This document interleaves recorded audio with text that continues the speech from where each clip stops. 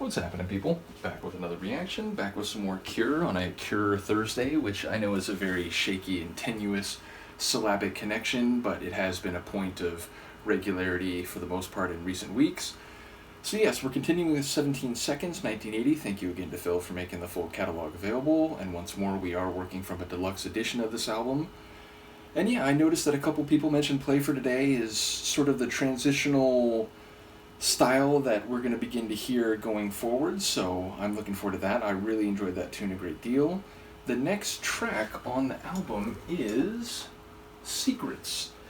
A simple concept, something that is held between people, maybe even by a single person, and is not discussed or shared publicly, though of course the nature of secrets is often that you tell them to someone, because otherwise it's just this piece of information that's in your head.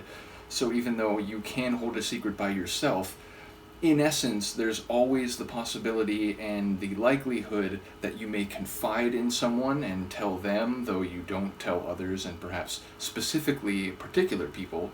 So yeah, I wonder what type of secrets we're talking about. I wonder if we'll get a full narrative or whether we might be talking about the concept more generally. I'll see what I can pick up on a first listen. This is The Cure, the track is Secrets, and it's from their 1980 album, 17 Seconds.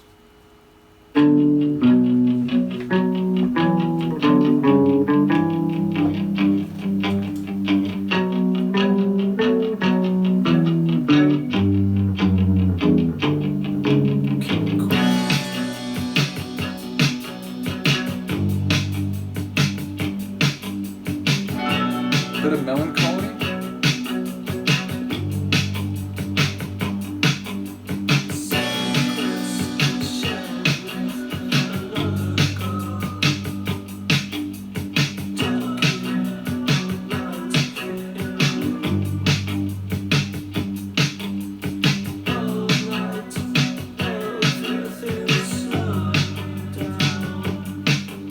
So quiet.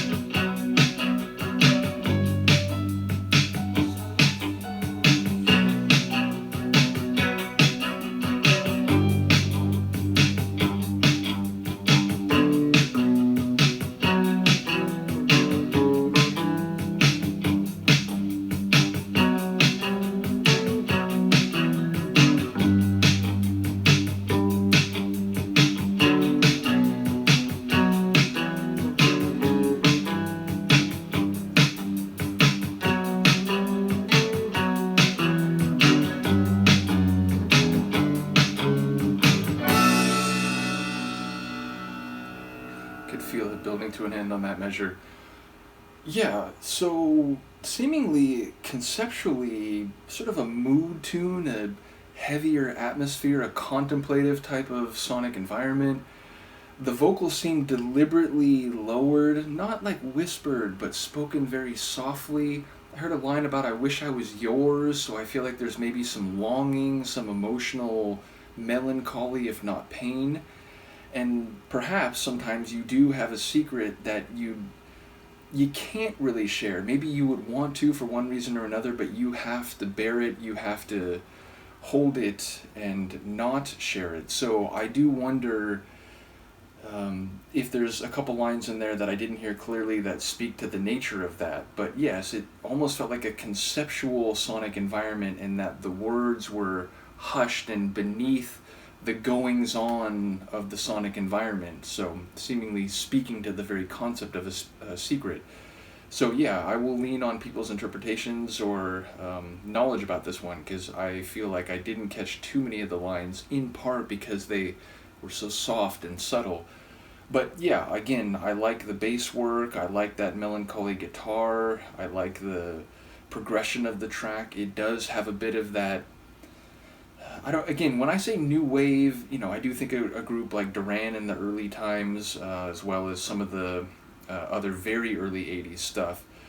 But at the same time, for lack of a better terminological label, it sounds now with a bit of that keyboard. We heard those powerful chords at a couple points too, and I do believe someone mentioned that this is the first album where the keyboard makes its appearance, in contrast to the Three Imaginary Boys.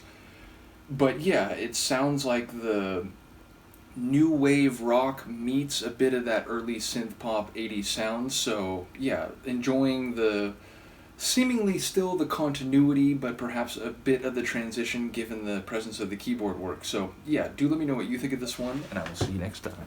Peace.